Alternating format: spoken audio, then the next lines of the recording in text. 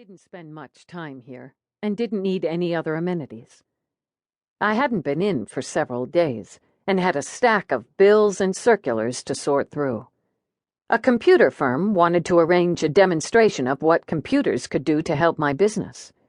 I wondered if a nice little desktop IBM could find me paying customers. The room was stuffy. I looked through the bills to see which ones were urgent. Car insurance?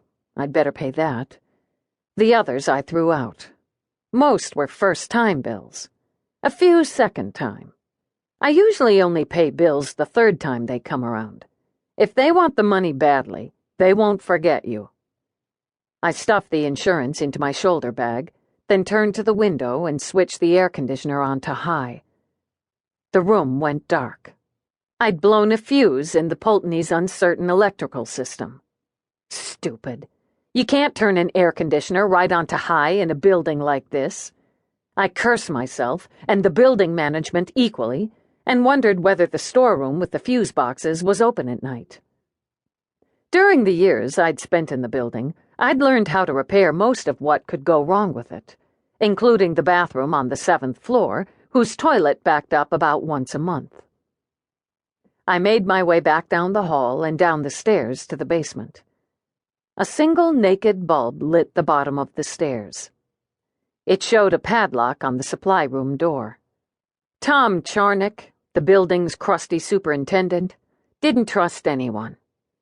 I can open some locks, but I didn't have time now for an American padlock. One of those days. I counted to 10 in Italian and started back upstairs with even less enthusiasm than before. I could hear a heavy tread ahead of me and guessed it was my anonymous visitor. When I got to the top, I quietly opened the stairwell door and watched him in the dim light. He was knocking at my office door. I couldn't see him very well, but got the impression of a short, stocky man. He held himself aggressively, and when he got no answer to his knocking, he opened the door without hesitation and went inside. I walked down the hallway and went in after him. A 5-foot-high sign from Arnie's steak joint flashed red and yellow across the street, providing spasms of light to my office. I saw my visitor whirl as I opened the door. "I'm looking for V.I. Warshawski," he said, his voice husky but confident, the voice of a man used to having his own way. "Yes," I said, going past him to sit behind my desk. "Yes, what?" he demanded. "Yes, I'm V.I. Warshawski. You call my answering service for an appointment?" "Yeah, but I didn't know it would mean walking up 4 flights of stairs to a dark office. Why the hell doesn't the elevator work?" "The tenants in this building are physical fitness nuts. We agreed to get rid of the elevator.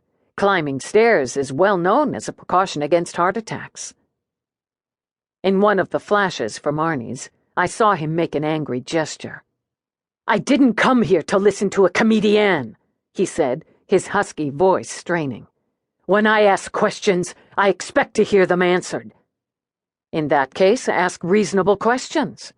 Now, do you want to tell me why you need a private investigator?" "I don't know. I need help, all right, but this place...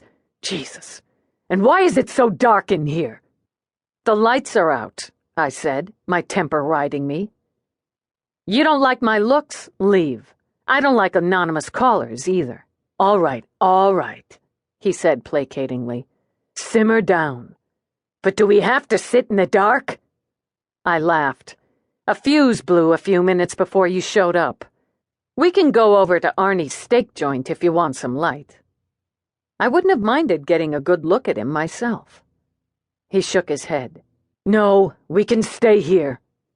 He fidgeted around some, then sat in one of the visitors' chairs. "You got a name?" I asked, to fill in the pause while he collected his thoughts. "Oh, yeah, sorry," he said, fumbling in his wallet. He pulled out a card and passed it across the desk. I held it up to read in a flash from Arnie's. "John L. Thayer, Executive Vice President, Trust, Fort Dearborn Bank and Trust." I pursed my lips.